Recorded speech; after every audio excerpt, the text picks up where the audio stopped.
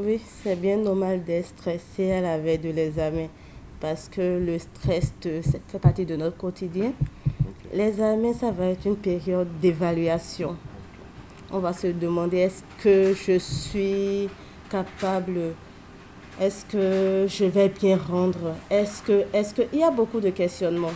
Et c'est la gestion de cette réaction qui va aider l'enfant à mieux braver cette période-là. Ok. C'est déjà la préparation, c'est déjà la confiance en soi, c'est déjà de savoir que l'examen n'est pas un concours et que l'épreuve qui est donnée, c'est pour un élève moyen et avoir des pensées positives. Ça aide le candidat à pouvoir bien rendre ce qu'il a appris. Déjà pour les tout petits qui vont commencer le lundi, que les parents veillent à leur alimentation, manger équilibré et manger sain, manger léger. Veillez à ce que les enfants aient une bonne qualité de sommeil.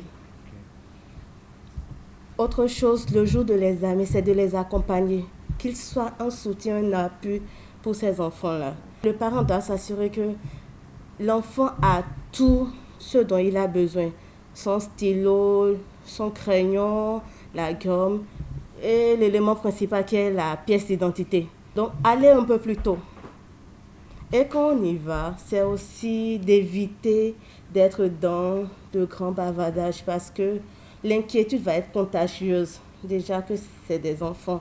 Autre chose, quand on va finir l'épreuve, quand l'enfant rentre à la maison, ne pas insister pour que l'enfant corrige l'épreuve.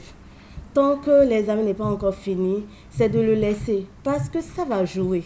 Mais le minimum, quand ils reviennent, c'est de les encourager. Pour les plus âgés, ceux qui vont au BEPC, au bac, on va leur demander d'apprendre à faire la respiration abdominale. Il va arriver que devant une situation ou bien devant une épreuve, on se sent perdu. C'est de prendre quelques instants et de prendre de grosses bouffées d'air. Vous inspirez par les narines. Vous bloquez pendant quelques secondes. Ça dépend de votre capacité. Et vous allez expirer par la bouche très très lentement. Vous allez le refaire une, deux fois. Vous allez voir que ça va diminuer le taux de stress que vous avez. Et il peut arriver qu'au cours de la composition, que l'on voit des camarades qui finissent plus tôt.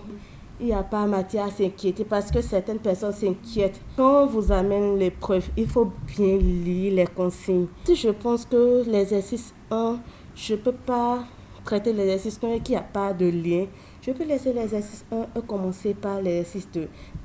On a aussi des fois, on va à l'examen et on se rend compte que c'est un exercice qu'on a déjà traité. Et ça, c'est le piège. Quand nous voyons que c'est un exercice qu'on a traité, on se jette là-dessus. Et à plus de 90%, on passe à côté. Il y a peut-être quelque chose qui va changer si on n'est pas attentionné. Donc, la concentration doit être de mise.